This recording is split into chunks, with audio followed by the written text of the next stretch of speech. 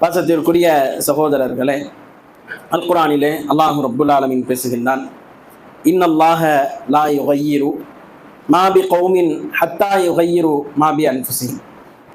இந்த வசனம் என்ன பொருளை சொல்ல வருகிறது என்பதை பார்ப்பதற்கு முன்னால் நல்ல அற்புதமான ஒரு மாதத்தை நாம் நிறைவு செய்து ஷவ்வால் 1 பெருநாள் தொழுகைக்கு பிறகு ஒன்று குழுமி இருக்கிறோம். இந்த தருணத்தில் நாம் இந்த வசனம் சொல்லக்கூடிய செய்தி நமக்கு பல்வேறு வகையில் நம் வாழ்க்கையை மாற்றுவதற்கு பயன்பெறும்.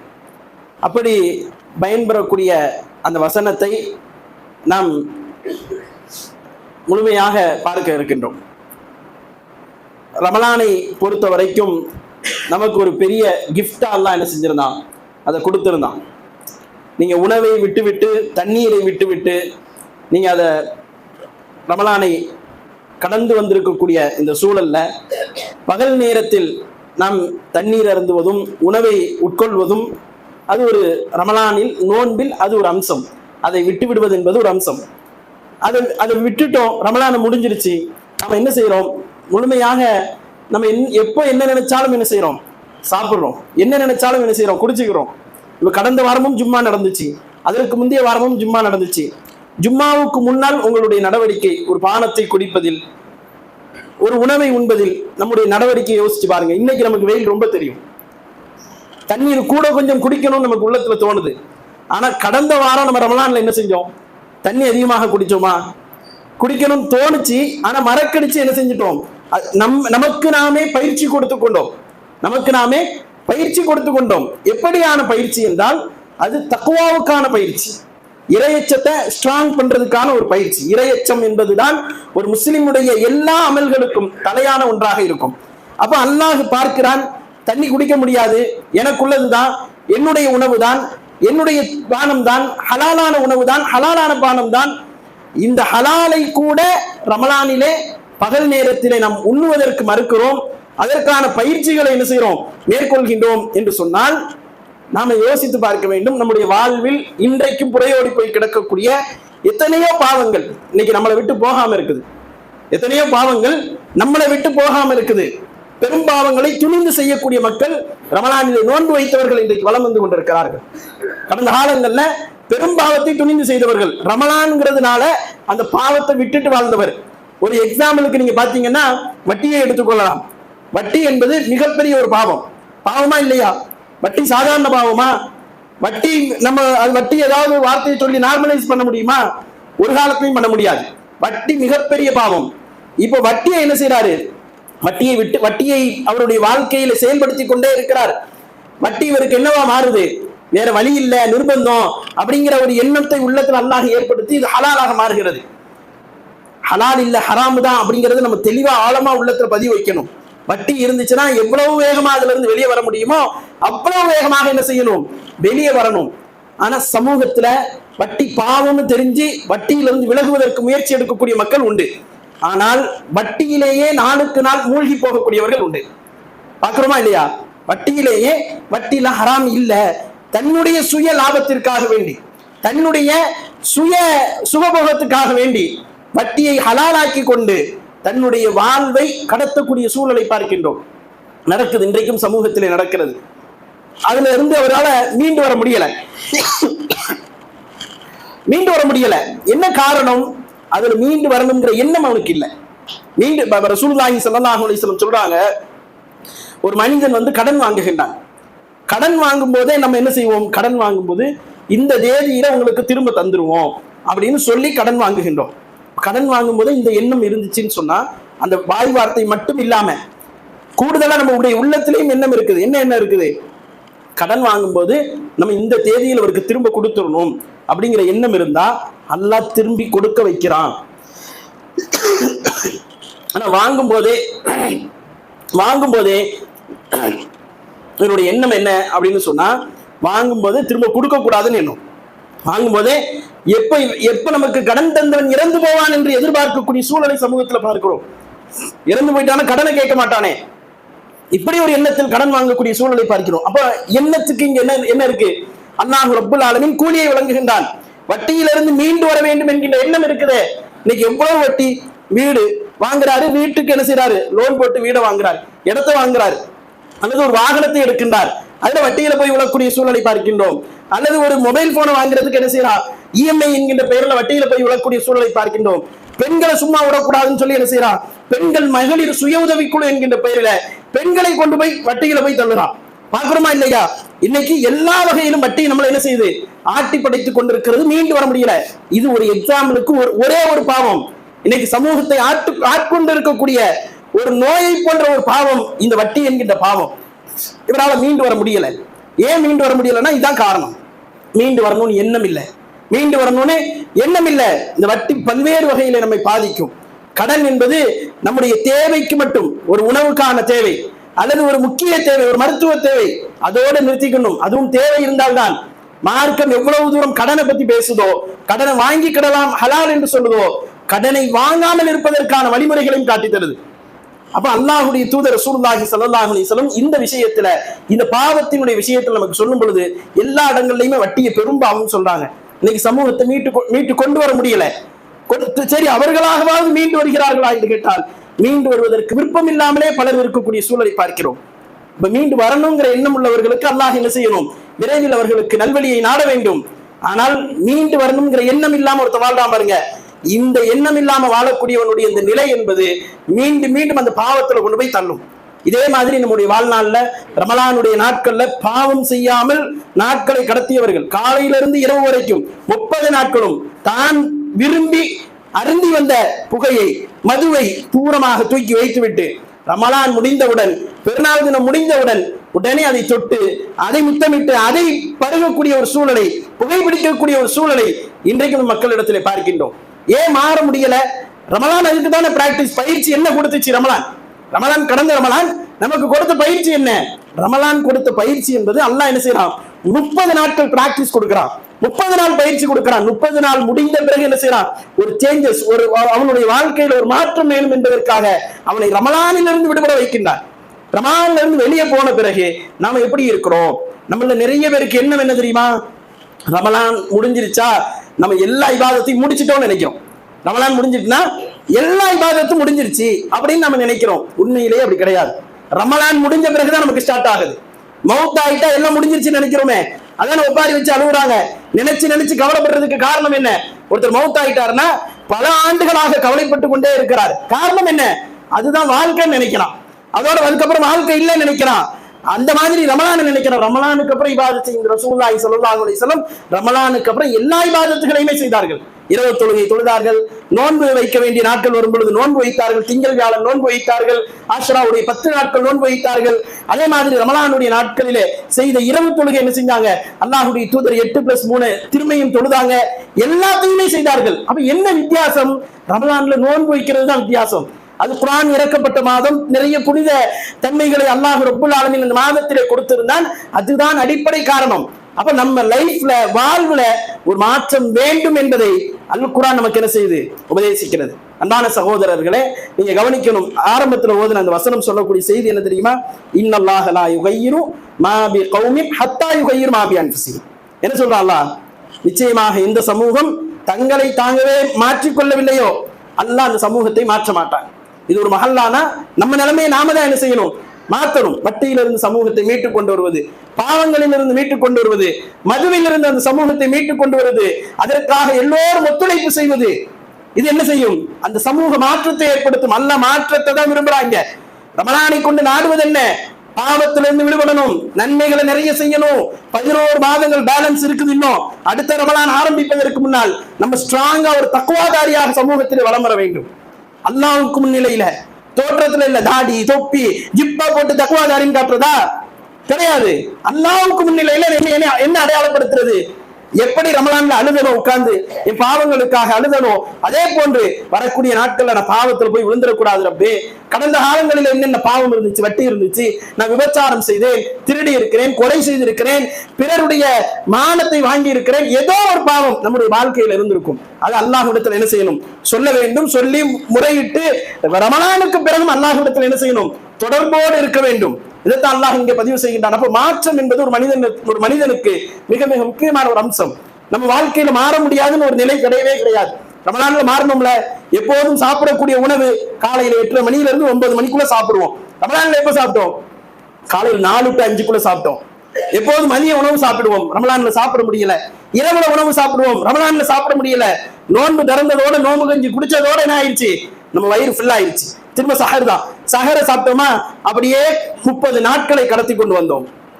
அப்ப ஒரு மனிதனால மாற முடியும், மாற முடியாதுன்னா ஒண்ணும் கிடையாது. இந்த புகையை நான் எவ்வளவு வருஷமா பிடிக்கிறேன் தெரியுமா? இந்த பீடி, இந்த சிகரெட் எவ்வளவு ஆண்டுகளா என்கிட்ட இருக்குது தெரியுமா அப்படின்னு டயலாக் பேசுறாங்க. 10 வருஷமா பீடி குடிக்கிறேன், 20 வருஷமா சிகரெட் குடிக்கிறேன். அது நீங்க ஈஸியா சொல்லிட்டு போயிருவீங்க. எப்படி விட முடியும்? அல்லாஹ்வுடைய தூதர் அவர்கள் விடுவதற்கு அந்த சமூகத்திற்கு வழிகாட்டினார்கள். தன்னுடைய தோழர்களுக்கு ரசூலுல்லாஹி ஸல்லல்லாஹு அலைஹி வஸல்லம் வழிகாட்டுறாங்க. இஸ்லாத்தை போதித்த ஆரம்ப காலகட்டத்தில் அனஸ் இப்னு மாலிக் ரலியல்லாஹு அன்ஹு சொல்றாங்க. அனஸ் இப்னு மாலிக்குடைய தாயாருடைய 2வது கணவர், அனஸ் இப்னு மாலிக்குடைய தந்தை இறந்து விட்டார். அவங்க தாயார் என்ன செய்யறாங்க? 2வது திருமணம் செய்யறாங்க. அவர் யாருன்னு சொன்னா அபூ தல்ஹா ரலியல்லாஹு அன்ஹு. அபூ தல்ஹா ரலியல்லாஹு அன்ஹு அவர்கள் அவர்களுடைய வீட்டிலே நான் உணவு பரிமாறி கொண்டிருக்கிறேன். அதுல பிரதானமான உணவு என்ன தெரியுமா? மதுதான். சாராயம் என்னது? பிரதானமான உணவு. அப்ப இந்த சாராயத்தை நான் பரிமாறி கொண்டிருக்கக்கூடிய நேரத்துல ஒரு வஹீயுடைய சத்தம் கேட்குது. வஹீ அறிவிக்கக்கூடிய ஒரு மனிதர் மதீனா நகரத்தினுடைய தெருக்கல்ல வந்து நின்று அவர் அறிவிப்பு செய்கிறார். அப்பொழுது சொல்கிறார், மது ஹராமாக்கப்பட்டு விட்டது, மது தடை செய்யப்பட்டு விட்டது. அன்னைக்கு வரைக்கும் அந்த மக்கள் எல்லாம் மொடாக்குடியர்களாக இருந்தார்கள். குடிப்பதுல சில பேர் விதிவிலக்கா இருக்கலாம், ஆனா குடி ஹராமாக்கப்படல, சாராயம் ஹராமாக்கப்படல. இந்த சாராயத்தை குடிக்கக்கூடியவர்கள், அதை வழக்கமாக வைத்திருந்தவர்கள், மது ஹராமாக்கப்பட்டது என்கின்ற சப்தத்தை கேட்ட உடனே அபூ தல்ஹா என்ன செஞ்சாங்க?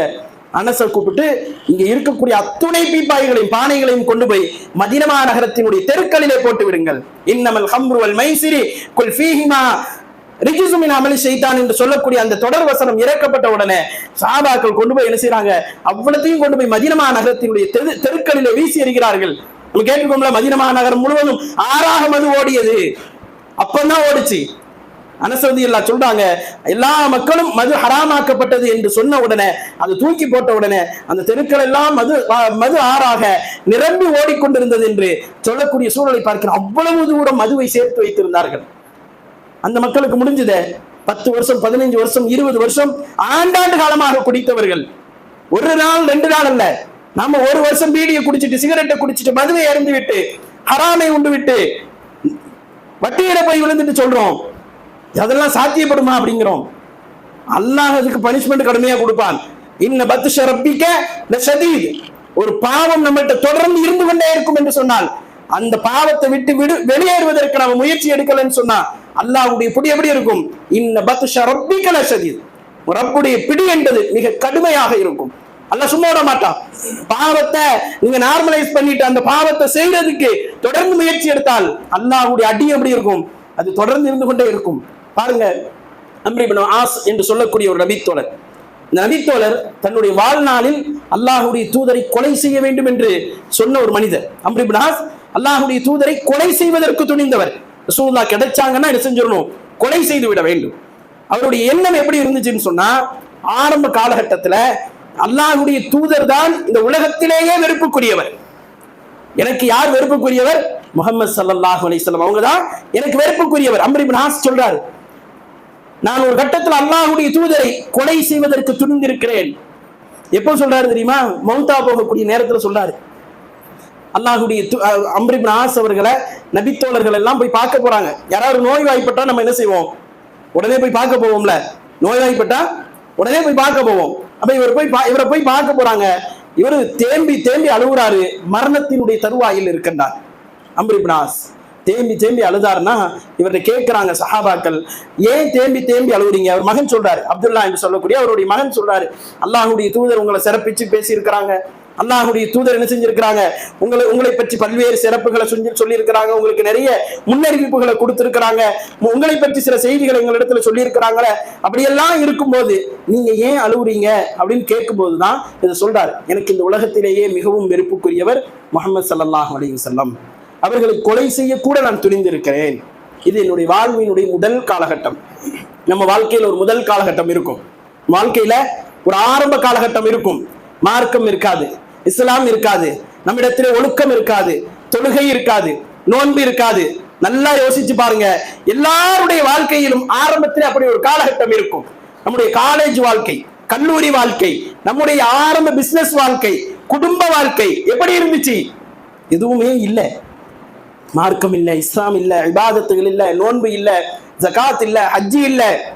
இந்த நிலையில நம்ம மரணித்திருந்தால், இந்த நிலையில நம்ம எதுவுமே தெரியாது, அல்லாஹ்வை பற்றி தெரியாது, தூதரை பற்றி தெரியாது, பள்ளிவாசலில் அழைக்கக்கூடிய பாங்க சப்தம் மட்டும்தான் காதுகளிலே கேட்டுக்கொண்டிருந்தது. இந்த நிலையில் நான் மௌத்தாகி இருந்தால் என்ன ஆயிருக்கும்? அல்லாஹ் ரப்புல் ஆலமீன் அந்த நிலையிலே மௌத்தாக்கி இருந்தால் நிச்சயம் நரகத்துக்கு தான் போய் சேரணும். அதான் அம்ர் இப்னு ஆஸ் சொல்றாங்க. எப்படி சொல்றாங்க தெரியுமா?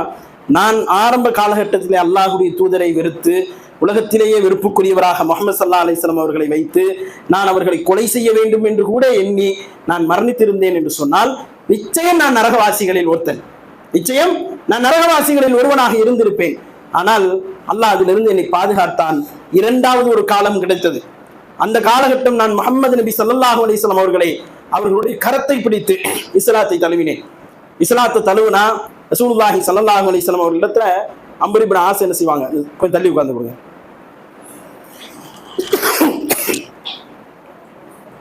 அம்ர் இப்னு ஆஸ் என்ன செய்வாங்கன்னா, அல்லாஹ்வுடைய தூதரிடத்தில் கரத்தை நீட்டுவாங்க இஸ்லாத்தை தழுவுவதற்கு. இஸ்லாத்தை தழுவுவதற்கு கரத்தை நீட்டின உடனே அல்லாஹ்வுடைய தூதர் கரத்தை நீட்டுவாங்க. இவர் பையத் செய்ய போவார், நான் இஸ்லாத்தை ஏற்றுக்கொள்கிறேன் அப்படின்னு சொல்லி. போனவர் டக்குன்னு கையை எடுத்துருவார். ரசூலுல்லாஹ் கேட்பாங்க, ஏன் நீங்க கையை எடுத்துட்டீங்க அப்படின்னு கேட்கும்போது அவர் சொல்வாரு, அல்லாஹ்வுடைய தூதரே, நான் உங்களிடத்துல சில கேள்விகளை கேட்க வேண்டியிருக்கிறது. என்னவென்று சொன்னால், நான் இஸ்லாத்தை தழுவ போறேன். என்னுடைய கடந்த கால பாவங்கள் இருக்குது பாருங்க, அது சாதாரண பாவம் கிடையாது, அது மன்னிக்கப்படுமா அப்படின்னு கேட்கிறாரு. உடனே ரசூலுல்லாஹி ஸல்லல்லாஹு அலைஹி வஸல்லம் சொல்றாங்க, ஒருவர் இஸ்லாத்தை தழுவுவது, மார்க்கத்தை ஏற்றுக்கொள்வது முந்தைய பாவங்களை அழித்து விடும். ஒருத்தர் ஹிஜ்ரத் செய்யறது முந்தைய பாவங்களை அழித்து விடும். ஒருவர் ஹஜ்ஜி செய்வது முந்தைய பாவங்களை அழித்துவிடும் என்று அல்லாஹ்வுடைய தூதர் அவர்கள் அம்ர் இப்னு ஆஸ் அவர்களுக்கு சொன்னார்கள் என்கின்ற செய்தியை மரண தருவாயில கட்டில்ல படுத்துக்கிட்டு என்னுடைய இரண்டாவது காலகட்டம் என்கின்ற பகுதியில அம்ர் இப்னு ஆஸ் அவர்கள் சஹாபாக்கள் இடத்துல சொல்கிறார்கள். கையை எடுத்துட்டேன். ரசூலுல்லாஹ் அப்படி சொன்ன உடனே அல்லாஹ்வுடைய தூதருடைய கையை பற்றி அஷ்ஹது அன் லா இலாஹ இல்லல்லாஹ் வ அஷ்ஹது அன்ன முஹம்மது ரசூலுல்லாஹ் என்று நான் கலிமாவை சொல்லி இஸ்லாத்தை ஏற்றுக்கொண்டேன். இதற்கு அடுத்த காலகட்டம் எப்படிப்பட்டது தெரியுமா? உலகத்திலேயே எனக்கு பிரியமான ஒரு மனிதர் என்றால் அது முஹம்மது நபி ஸல்லல்லாஹு அலைஹி வஸல்லம் அவர்கள் தான். நான் இந்த உலகத்திலேயே அல்லாஹ்வுடைய தூதர் மீது அதிகமான மதிப்பு வைத்திருந்தேன். மதிப்பு மரியாதைன்னா சும்மா கிடையாது. அவர் சொல்லக்கூடிய வார்த்தையை பாருங்கள். எப்படி முஹம்மது நபியை நேசித்தேன் தெரியுமா? முஹம்மது அவர்களை எப்படி நேசித்தேன் தெரியுமா? ரசூலுல்லாஹ் மேல உள்ள மரியாதையின் காரணமாக அவங்களை கண்ணை உயர்த்தி பார்க்க மாட்டேன், தலையை தூக்கி என்ன செய்ய மாட்டேன், அல்லாஹ்வுடைய தூதரை பார்க்க மாட்டேன். அவ்வளவு மரியாதை வைத்திருந்தேன். யாராவது என்னை அழைத்து முஹம்மது நபியை சொல்லுங்கள், அவர் எப்படி இருந்தார், தோற்றம் எப்படி இருந்தது, அவருடைய தலைமுடி எப்படி இருந்தது என்று யாராவது இடத்துல கேட்டால் நான் அவர்களை பற்றி சொல்ல முடியாது. அந்த அளவிற்கு அவர்கள் மீது மரியாதையின் காரணமாக பார்வைகளை தாழ்த்தியே வைத்திருந்தேன். அவர்களுக்கு முன்னால் குனிந்தே உட்கார்ந்திருந்தேன். அவ்வளவு மரியாதை, அவ்வளவு அன்பு, அவ்வளவு பாசம் அல்லாஹ்வுடைய தூதர் மீது அல்லாஹ் ரப்புல் ஆலமீன் அம்ர் இப்னு ஆஸ் அவர்களுக்கு ஏற்படுத்தி கொடுக்கின்றான். எப்படி இருந்தவர்? ரசூலுல்லாஹ்வை கொலை செய்ய வேண்டும் என்று துணிந்தவர். முஹம்மது நபிதான் உலகத்திலேயே வெறுப்புக்குரியவர் என்று உள்ளத்தை ஆழமாக பதிய வைத்திருந்தவர். அல்லாஹ் மீட் எடுக்கிறான். அந்த உள்ளத்தை எப்படி மாற்றா? முஹம்மது நபிதான் உனக்கு நேசத்திற்குரியவர் என்று புரட்டி போடுகின்றான். அப்படியே மாறி போனார் அம்ர் இப்னு ஆஸ். மூன்றாவது காலகட்டத்தை சொல்றார் அம்ர் இப்னு ஆஸ். மூணாவது காலகட்டம் எப்படிப்பட்டது தெரியுமா? அல்லாஹ் நிறைய பொறுப்புகளை கொடுத்தான். அந்த பொறுப்புகளை எல்லாம் அனுபவித்தேன். இப்படியே நான் வாழ்ந்து கொண்டிருக்கின்றேன். இந்த நேரத்தில் எனக்கு மரணம் வந்தால், அவர் இரண்டாவது காலகட்டத்தை சொல்லி முடிக்கும் போது ஒன்று சொல்வார். என்னன்னா, அந்த நேரத்தில் எனக்கு மரணம் வந்திருந்தால் நான் சொர்க்கவாசிகளில் ஒருவனாக மரணித்திருப்பேன். எல்லாருக்கும் இப்படி ஒரு 3 காலகட்டம் இருக்கும். எல்லா மனிதர்களுக்கும் இப்படி ஒரு 3 லைஃப் இருக்கும். நம்ம வாழ்க்கையில மௌத்தாகும் போது இருக்கக்கூடிய அந்த வாழ்க்கை இருக்குது பாருங்க, அது ரொம்ப ரொம்ப முக்கியமானது. மரண தருவாயில் வழிமாறி செல்லக்கூடிய எத்தனையோ பேர் இன்றைக்கும் சமூகத்திலே உண்டு. அல்லாஹ்வுடைய தூதர் அந்த மரண தருவாயில் உள்ள அந்த நிலையை நமக்கு எச்சரிக்கை செய்கிறார்கள். ஆகையால் நம்ம இந்த அம்ர் இப்னு ஆஸ் அவர்கள் சொல்லக்கூடிய இந்த செய்தியை கவனிக்கணும். மூன்றாவது காலகட்டம், அந்த காலகட்டத்தை சொல்லிட்டு அவர் அழுகுறாரு. இப்ப என்ன நடக்கும்னு எனக்கு தெரியாது, மறுமையில் அல்லாஹ் மறுமையில் எழுப்பும் போது எனக்கு என்ன நடக்கும்னே தெரியாது. ரசூலுல்லாஹ்வை கடந்து வந்து விட்டேன், இவ்வளவு காலம் வாழ்ந்து விட்டேன், நான் இன்றைக்கு படுக்கையில இருக்கின்றேன் அப்படின்னு தேம்பி தேம்பி தேம்பி திரும்பி படுத்துக்கிட்டு அழுகுறாரு. அவரால் எந்திரிச்சு உட்கார கூட முடியல. அவ்வளவு ஒரு பலகீனமான நிலையில் இருக்கக்கூடிய சூழல்ல இந்த செய்திகளை எல்லாம் சொல்கின்றார் என்று சொன்னால் நம்ம யோசிச்சு பார்க்கணும், எப்படி உள்ள மனிதரை இந்த தீனுல் இஸ்லாம் எப்படி மாற்றி இருக்கிறது. அப்ப நம்மளாலையும் என்ன செய்ய முடியும்? மாற முடியும். அதற்கான சூழல்களை நம்ம ஏற்படுத்தணும். ஒரு பாவம் செய்யறோமா, அந்த பாவத்திலிருந்து விடுபடுவதற்கான அந்த சூழலை நாம தான் என்ன செய்யணும்? ஏற்படுத்திக் கொள்ள வேண்டும். எந்த மனிதர்களோடு பழகினால் அந்த பாவத்திலிருந்து விடுபட முடியும், யாரோடு பழகினா நாம இபாதத்துகளை சரியாக செய்ய முடியும் என்கின்ற அந்த செய்திகளை எல்லாம் நாம் மிக ஆழமாக கவனித்து அந்த நண்பர்களோடு சேர்ந்து அவர்களோடு பயணித்து பாவங்களிலிருந்து விடுபடுவதற்கான அந்த முன்னேற்பாடுகளை செய்ய ஆரம்பிக்க வேண்டும்.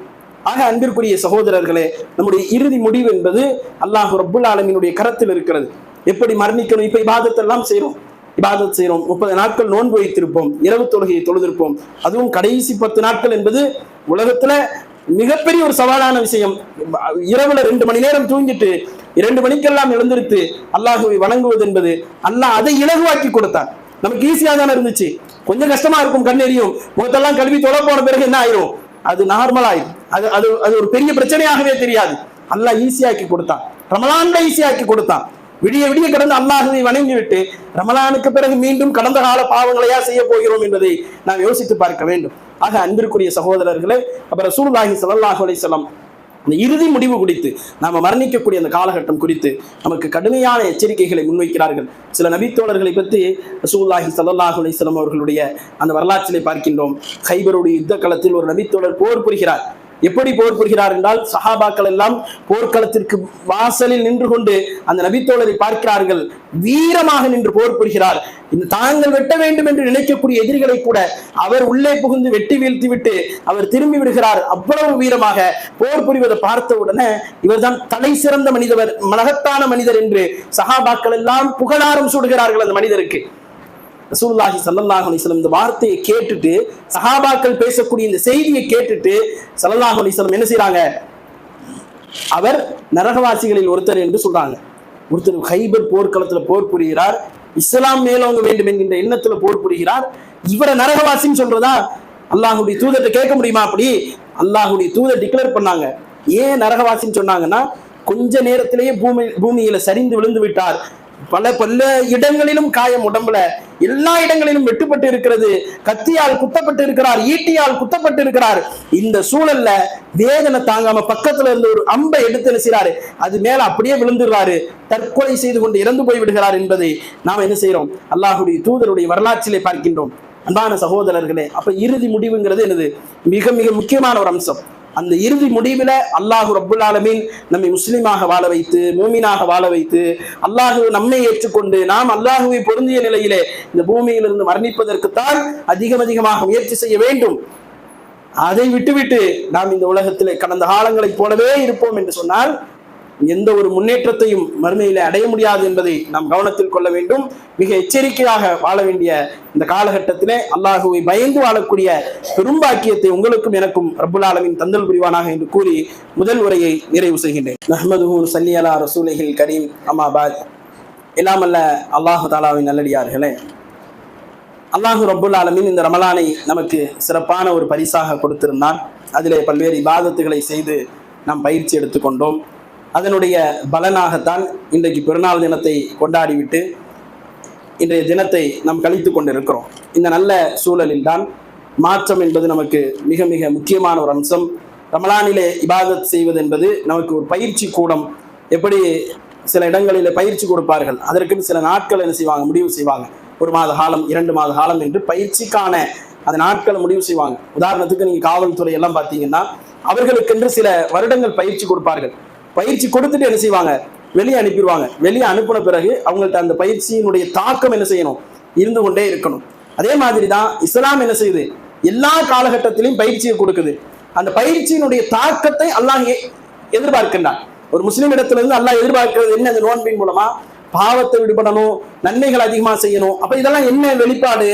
பயிற்சி கொடுத்துட்டான் அல்லாஹ். ஒரு மாதம் அல்லாஹ் பயிற்சியை கொடுத்து விட்டான். அதனுடைய தாக்கத்தை அல்லாஹ் கேட்கிறான். 1 மாதம் நோன்பு வச்சு இல்ல, நோன்பு வைக்கும் போது பாவத்தெல்லாம் விட்டுருந்தீல, நோன்பு முடிஞ்ச உடனே பாவத்தை செஞ்சா அந்த நோன்பு எந்த பலனும் இல்லாமல் போய்விடும். நோன்பு முடிஞ்ச பிறகு கடந்த காலத்தை போலயே நான் ஜமாத்துக்கு வர மாட்டேன்னு சொன்னா அது பலன் இல்லாமல் போய்விடும், முழுமையான பலன் கிடைக்காமல் போய்விடும். அப்ப நோன்புடைய நோக்கத்தை புரிந்து கொள்ள வேண்டும். அது பாவத்திலிருந்து விடுபடுவது, நன்மையை நோக்கி விரைந்து செல்வது. நம்ம வரக்கூடிய காலகட்டங்களை அப்படி அமைத்துக் கொள்ள வேண்டும். அந்த பாக்கியத்தை ரப்புல் ஆலமீன் உங்களுக்கும் எனக்கும் தந்தல் புரிவானாக என்று கூறி நிறைவு செய்கின்றேன். அகூலு கௌலி ஹதா அஸ்தக்ஃபிருல்லாஹ் லி வலக்கும். அஸ்ஸலாமு அலைக்கும் வரஹ்மத்துல்லாஹி வபரகாத்துஹு.